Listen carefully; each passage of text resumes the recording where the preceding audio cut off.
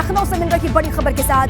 आंतरिक सर्वे ने बढ़ाई भाजपा की टेंशन। आंतरिक सर्वे में कई जीती हुई सीटें रेड जोन में पाई गई हैं और उपचुनाव में जीती रामपुर और आजमगढ़ सीट भी रेड जोन में है। पश्चिमी यूपी की कई सीटों पर भाजपा को खतरा दिखाई दे रहा है। आंतरिक सर्वे बीजेपी करवा रही है और ये कहा जा रहा है कि इससे टेंशन बढ़ सकती है। सर्वे में कई जीती हुई सीटें रेड जोन में दिखाई दे रही हैं। उपचुनाव में जीती हुई रामपुर और आजमगढ़ सीट भी रेड जोन में है।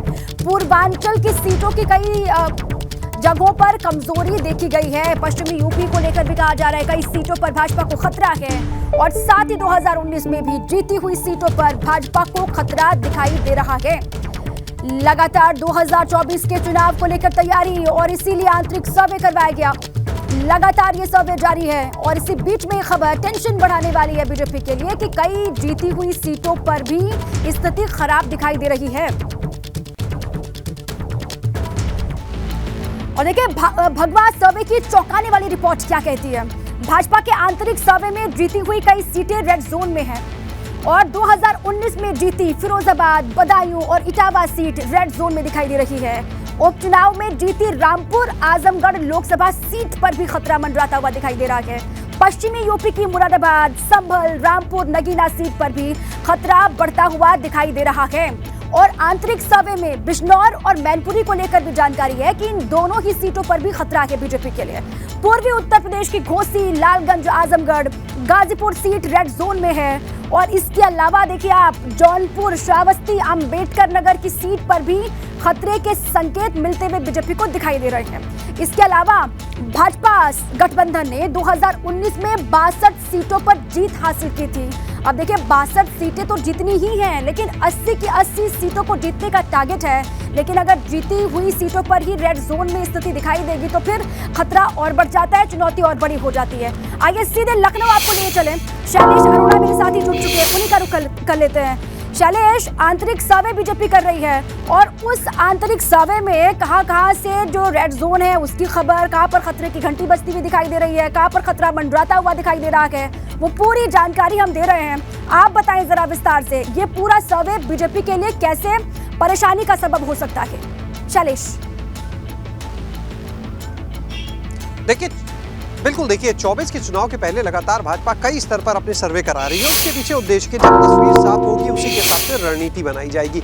और जैसे हमने पहले बताया था कि जो एक सर्वे में ये रिपोर्ट आई कि अगर भाजपा जो है सुभाषपा के साथ यानी ओम प्रकाश राजभर के साथ गठबंधन करती है तो पूर्वांचल की 6 सीटों पर करीब फायदा होगा। और इसी से जुड़े एक सर्वे में अब आया है कि जो उत्तर प्रदेश में कुछ सीटें हैं जिनको रेड जोन में पार्टी ने रखा है, उसमें सिर्फ वो सीटें नहीं है जो अभी फिलहाल हारी हुई है भाजपा, बल्कि इसके अलावा भी कई ऐसी सीटें हैं जहां पर लड़ाई मुश्किल हो सकती है, जिसको लेकर भारतीय जनता पार्टी जो है वो रेड जोन में मानते हुए अपनी तैयारी करने जा रही है, रणनीति बनाने जा रही है। जैसे अगर आप बात करें इस समय 14 सीटें तो देखिए ऐसी हैं जो भाजपा के हाथ में ही नहीं है फिलहाल, जहां पर कमल खिला ही नहीं है, तो उन सीटों को तो पहले से देखिए वो रेड जोन में मानते हुए चल रही है। 2 सीटों की और बात करते हैं, रामपुर की, आजमगढ़ की। वो उपचुनाव में भाजपा जीत भले ही गई थी लेकिन अभी भी उनको रेड जोन में मान रही है कि अगर इन सीटों पर अभी मेहनत करना जरूरी है, तो इसको लेकर अलग तैयारी। इसके अलावा कुछ सीटें हैं जो बहुत कम मार्जिन से भारतीय जनता पार्टी जीत पाई थी, तो उन सीटों, जो इसमें पश्चिमी यूपी की भी सीटें हैं, तो उन सीटों को लेकर भी भारतीय जनता पार्टी ये मान रही है कि वो रेड जोन में, यानी इस तरह से अगर हम कुल सीटों का आंकड़ा ले तो लगभग वो 20 से 21 सीटें होती हैं। उत्तर प्रदेश में कुल सीटें हैं 80, तो 80 में से लगभग 20 से 21 सीटें अगर रेड जोन की आती है, यानी 25% सीटें हैं जो अभी भी पार्टी के लिए रेड जोन में। और जब मिशन 80 के लक्ष्य को हासिल करने की बात भारतीय जनता पार्टी कर रही है तो इन सीटों के लिए कड़ी मशक्कत भी करनी पड़ेगी। इन सीटों में भी अगर आप और आगे डिवाइड करते हैं तो देखिए रायबरेली की सीट जो कांग्रेस का गढ़ कहा जाता है, इसके अलावा मैनपुरी की सीट को आप ले लीजिए।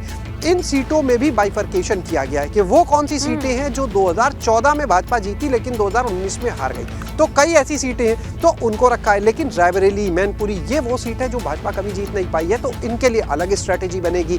रेड जोन में ही ये भी आती है, लेकिन जो सीटें 14 में जीते 19 में नहीं जीते उनके लिए एक अलग स्ट्रैटेजी कि आखिर कहां पर कमी रह गई कि 14 जीत के 19 में लूज कर गए, क्या ऐसे समीकरण वहां पर बदल गए, इनको लेकर मेहनत होगी। उपचुनाव में जैसे रामपुर और आजमगढ़ की सीट को जीता तो उसको लेकर मेहनत होगी कि उपचुनाव तो जीत लिया, उपचुनाव में देखिए तस्वीर एक अलग तरह की होती है, माहौल एक अलग तरह का होता है, वोटर्स की संख्या में परिवर्तन हो सकता है। तो 2019 में जो सीटें हारी उन पर तो चिंता है ही, उस पर तो काम हो ही रहा है, लेकिन जो सीटें उन्होंने जीती वहां पर भी संकेत बहुत अच्छे नहीं मिल रहे हैं, वहां पर भी परेशानी बढ़ सकती है। अब देखना ये होगा कि बीजेपी अपनी रणनीति में किस तरीके से बदलाव करती है, किस तरीके से मैदान में उतरा जाता है, क्योंकि वक्त बहुत कम बचा हुआ है 2024 के आम चुनाव में। शुक्रिया शैलेश आपका पूरी जानकारी के लिए।